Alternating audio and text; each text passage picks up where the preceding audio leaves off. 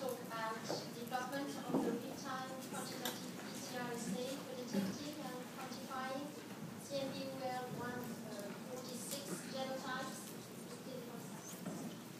Thank you. So, I have developed a real-time quantitative PCR assay to detect the different UL146 genotypes from clinical samples. I hope to use this assay to monitor infection complexity in different different sample types, such as bloods, urines, amniotic fluids, and respiratory samples. I also want to look at strain dynamics of mixed infections within patients over time. So here's a graph of the percentage nucleotide divergence of a comparison of 23 different CMV strains.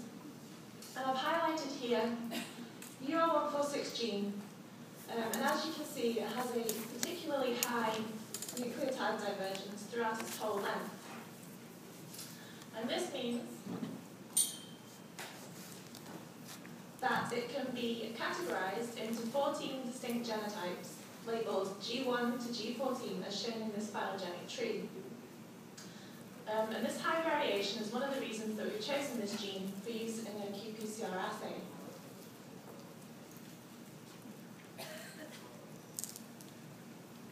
So quantitative real-time PCR allows the user to quantify the exact copy number of a target gene produced during each cycle of PCR. This is an illustrated graph which shows that the level of fluorescence produced by a sequence-specific TaqMan probe is plotted against the cycle number of the reaction. And by drawing a threshold line that crosses the curve at the point at which the reaction is in its exponential phase, you can determine the cycle of quantification number, or the CQ value. By creating a standard curve, you can then compare this CQ value of your unknown to that of known template concentrations and determine the exact copy number of your gene within your clinical sample.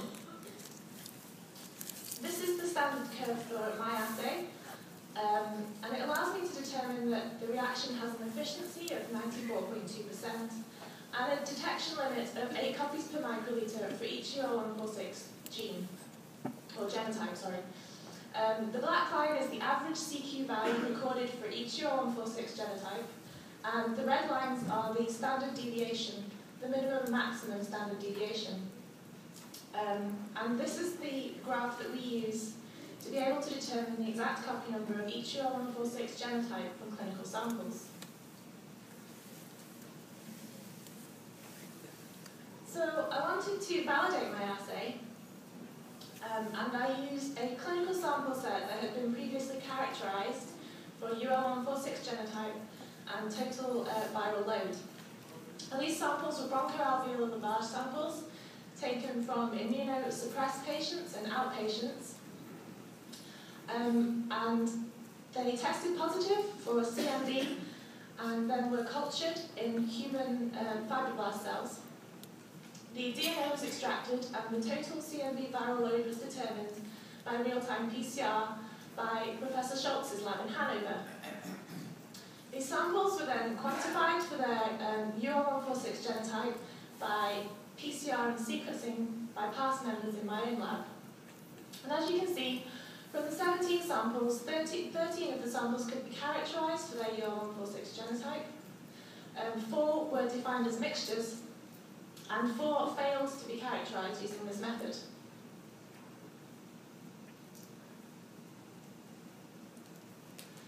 So I ran the exact same samples through my assay, and as you can see, I found a similar CMV viral load, and I could also determine the UL146 genotype for all of the samples, and I was able to determine which of the samples were mixtures. What's more is I could show exactly which UL146 genotypes are present in those mixtures and their absolute copy number. So if I was to look at an individual sample, I I'm able to show the major and minor genotypes of UR146 that are present. So, for example, this sample has 2 major UR146 genotypes and 2 minor. I next went on to test a pilot sample set through my assay. These were DNA extracted from 500 microliters of amniotic fluid for 13 cases of confirmed CMV infection. As you can see, I was able to determine the UR146 genotype for 10 of the 13 samples. 7 of these samples were symptomatic or had pathological findings at ultrasound, and 6 of these samples were asymptomatic.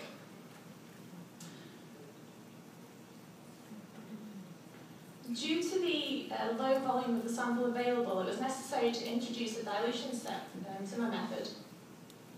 And this possibly meant that I was unable to detect UR146 genotype or to determine the CMV viral load in 3 samples. It's also possible that I was overlooking some low copy number genotypes. So I decided to try to amplify the DNA present in these samples by performing whole genome amplification, which states that, well, it claims that you get unbiased amplification of your DNA, unlike with standard PCR methods.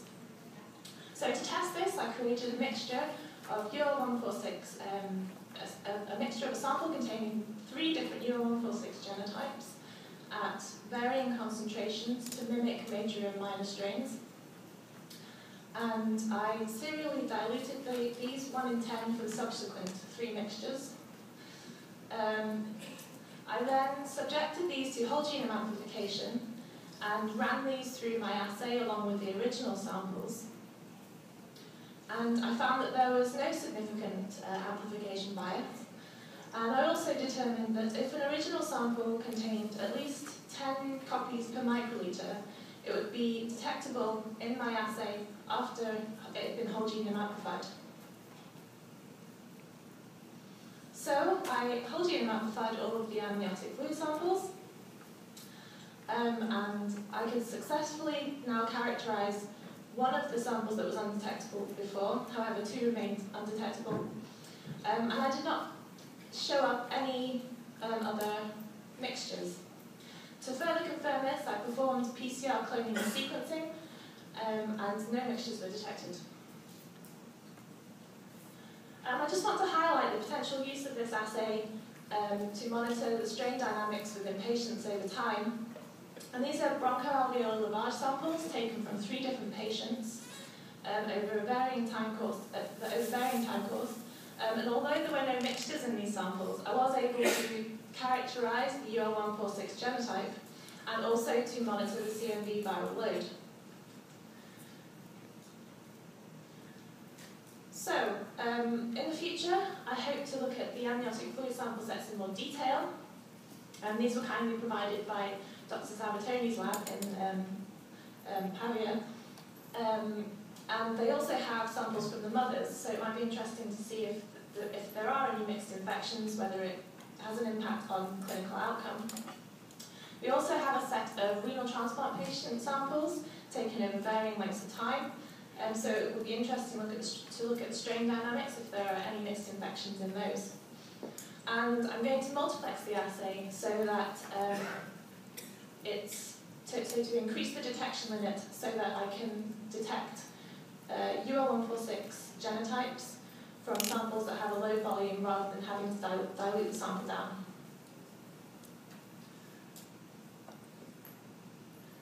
So I'm on the lookout for samples, so anyone that's willing to offer me some to run through my assay would be very interested in talking to you about it. And also my colleague Gavin Wilkie, is working on a rapid method to sequence whole genome of the CMV from clinical samples. So if you're interested in this at all, please come and see us. I'll be at poster F1 this afternoon. So I'd just like to thank the Davison Lab for their support, in particular Karen Kerr for processing a lot of these samples, and our collaborators in Hanover and Pavia for their kind gift of samples. Thank you very much for listening.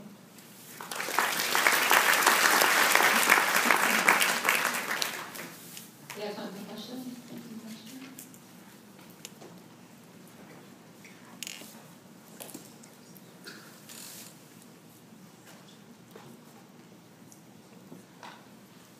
Question. There was over here. Here. Oh, sorry. To my recollection,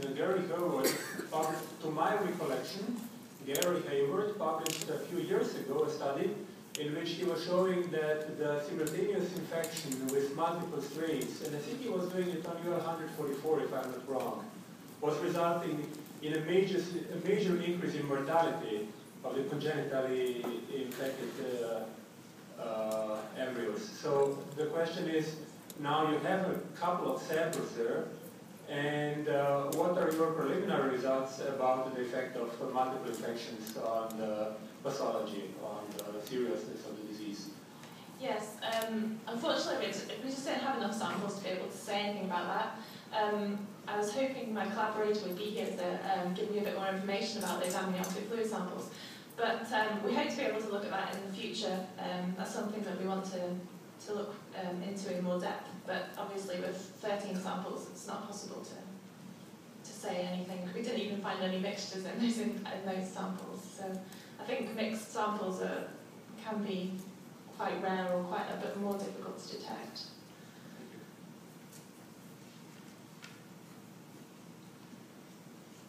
What range of ratios of genomes can you detect? What's the sensitivity? So it goes down to 8 copies per microliter for each UL146 genotype. So that scales up to 8,000 copies per mil, and it goes up to 1 times 10 to the 9 in a log 10 scale.